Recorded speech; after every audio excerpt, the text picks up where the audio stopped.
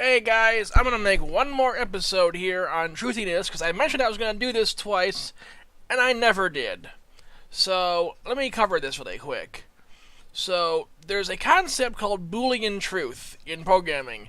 That is, something can be either true or false, 1 or 0.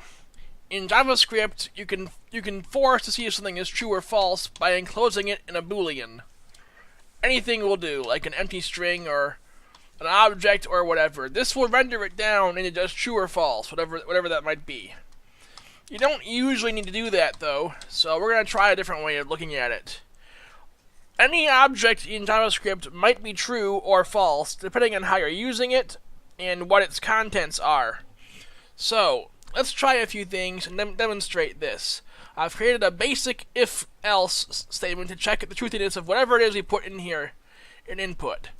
So you'll notice that for now, it's an empty string.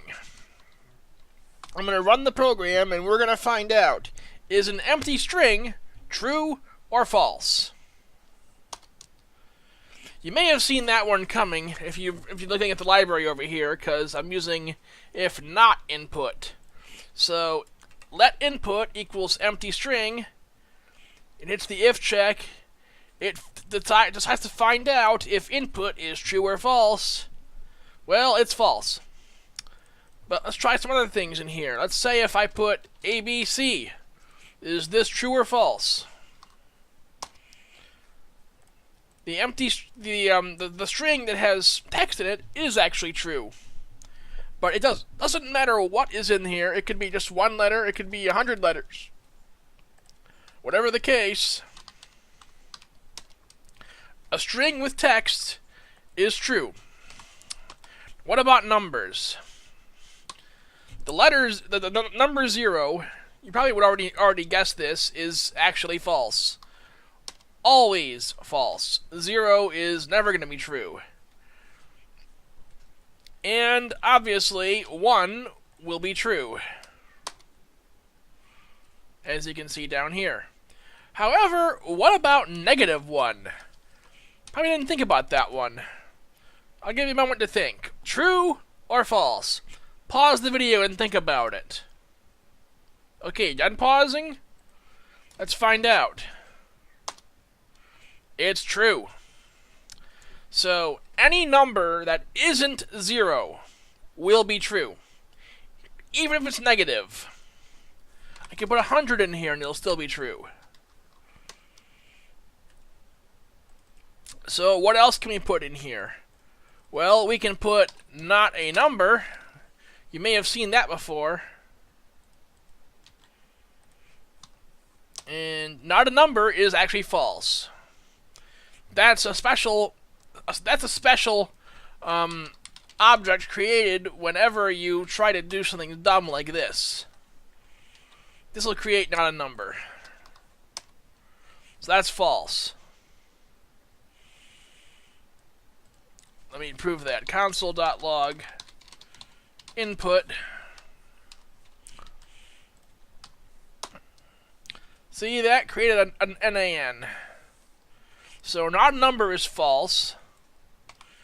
If we leave this empty, it's also false. So a variable that has not been initialized with anything is undefined. So undefined is false. See if I bring this back, console log input. Undefined, false. Now, here's another funky question. What about if I run load policies here? So we'll create our, we'll load up our variables. Now if I want to set input equal to the policies list, turns out the list is true, but is the empty list true? If I turn off load policies, turns out an empty list is also true.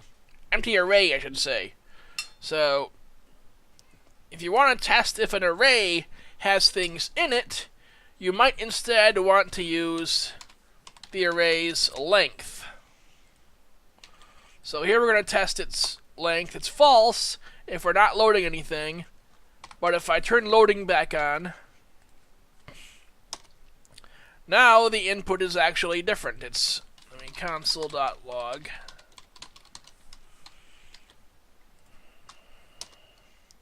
So it has two entries, the Andrew Bash and the Wyatt Young's entries.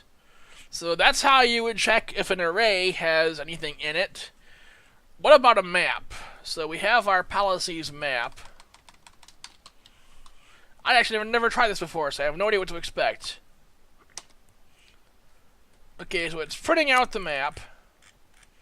The map is true. So a map is it going to be true regardless of whether or not there's something in it? Apparently so. Even with nothing in it, the map is true. So you could actually use entries, I believe. That's not what I wanted. What's the way to do that? Let new map, nmap equals new map.